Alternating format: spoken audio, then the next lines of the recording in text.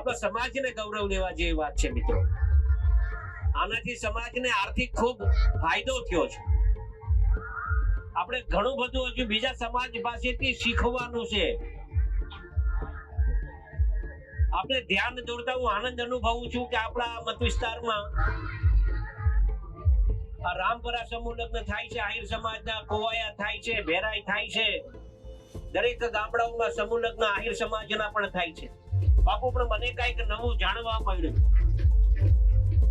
તમે વિચાર કરો, ઈશ્વરે એ લોકોને કઈ કમી નથી આપી, આર્થિક રીતે ખૂબ સુખી સમાજ છે, છતાં પણ એ સમાજના આગેવાનોના દીકરા હોય કે દીકરીઓ હોય એ બધાને કમ્પલસરી સમૂહ લગ્નમાં જ પરણાવવા એવું એક બંધારણ એ લોકોએ નક્કી કર્યું છે। મિત્રો, આ કોઈ નાની ઊંડી વાત નથી।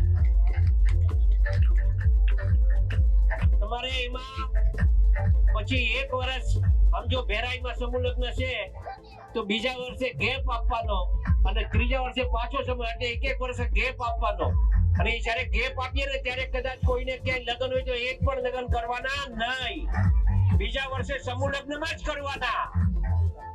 આવું જ્યારે બંધારણ એના સમાજનું કરે ત્યારે કોઈ પણ આવું બંધારણ થાય તો મને એવું લાગે છે કે સમાજને આગળ વધતા કોઈ ન રોકી શકે। આપણા સમાજમાં પણ આપણે એક બંધારણ નક્કી કરવાનું છે મિત્રો।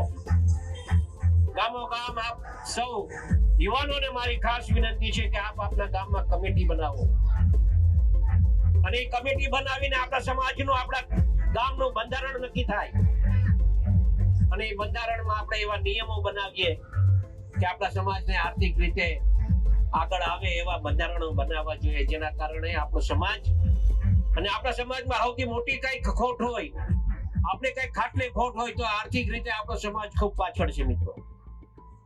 અને એને આગળ લાવવા માટે આવા બંધારણો પણ આપણે થવા જોઈએ એવું મારું માનવું છે।